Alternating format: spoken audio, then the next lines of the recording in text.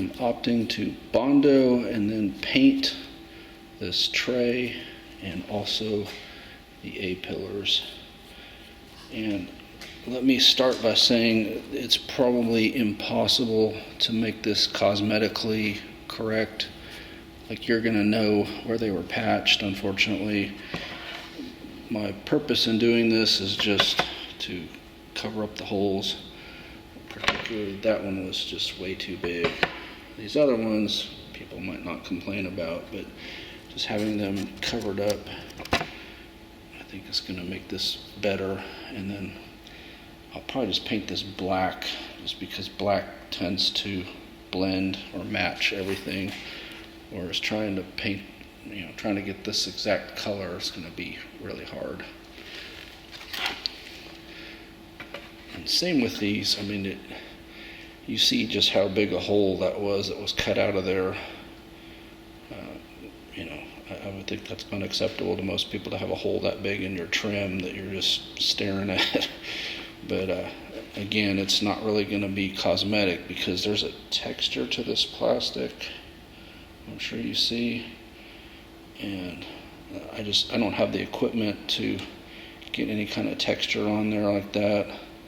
I know there's different theories and ways that maybe you can do wax or hot glue and try to get that texture and then kind of press it onto there or roll it onto there. I don't have that time or patience or whatever. But just to have this covered up, I'll sand it down, try to get it smooth and flush, and then again I'll probably paint it black because I don't think I can get it. I don't think I have any paint that's even close to this color. So the way I did it, I just put some of that aluminum tape behind it to give it something to stick to, and then just filled it. Same thing with this one. And then over here, I actually put the disc in first and did some JB weld behind it, but then using the bondo to try to make it flush. It's probably going to need one more dose of bondo to make it flush. I'm not really experienced with bondo, and so I tend to have stuff where it's not flush my first go around and then I have to fill it again. I don't know if it shrinks as it hardens or if I'm just not doing something right.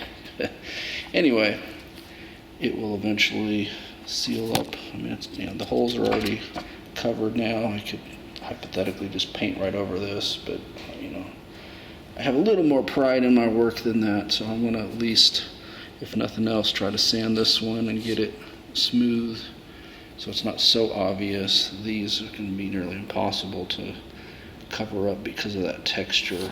I'm sure you can see the grain and texture there, but even on there, there's a bit of a texture, and of course it's different texture than down here.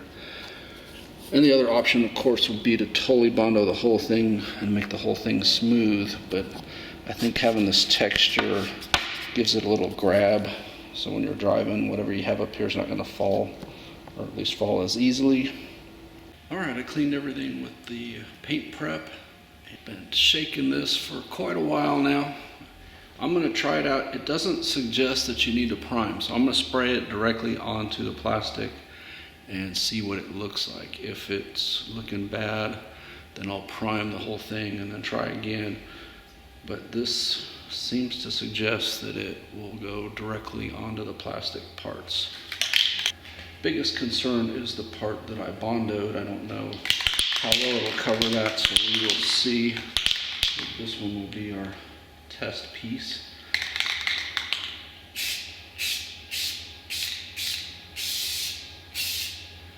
See, it's a pretty close color match to the existing color. So hopefully this will look right in there. I'm probably going to have to hit a couple coats on the bondo part, it looks like. But the rest of it's coming out pretty good. So for this one, I'm just going to hit the bondo part and let it have an extra coat or two before I do the rest of it. Same thing with this one.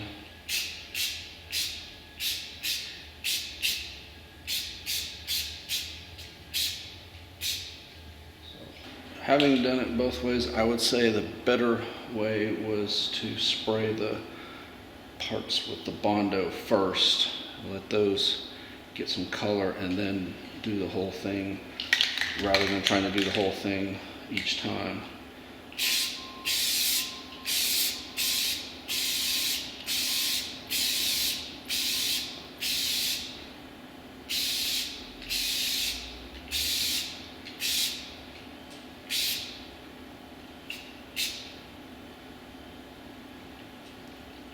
But overall, I think does a pretty good job.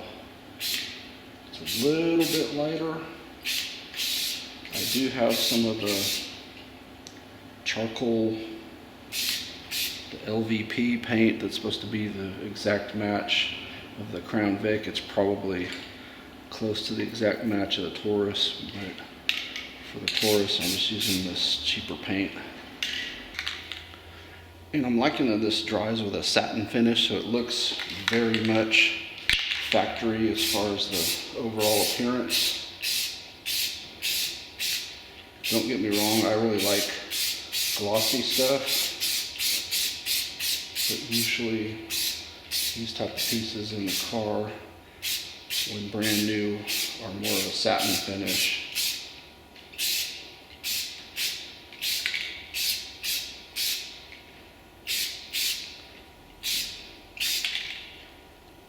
I'm not going to put any more coats on. I think I did 2 or 3 coats total.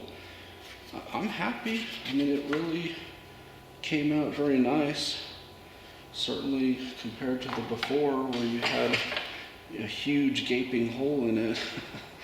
I did this comparison before. I mean, this is not, if you had a $100,000 Ferrari, you're not going to be happy with this level of work, but with a almost 10-year-old police car that was abused, you know, the improvement this made is huge. So I'm happy with it. Like I said, not having gaping holes everywhere for stuff to fall into, you know, that's really what you're looking for. I mean, yes, you could go to the junkyard or to the Ford dealer and buy brand new ones of these without holes, but you know, a little bit of patch and a little bit of paint, to not have that hole when it's actually in the car, you may not notice it that much. Fixing to find out.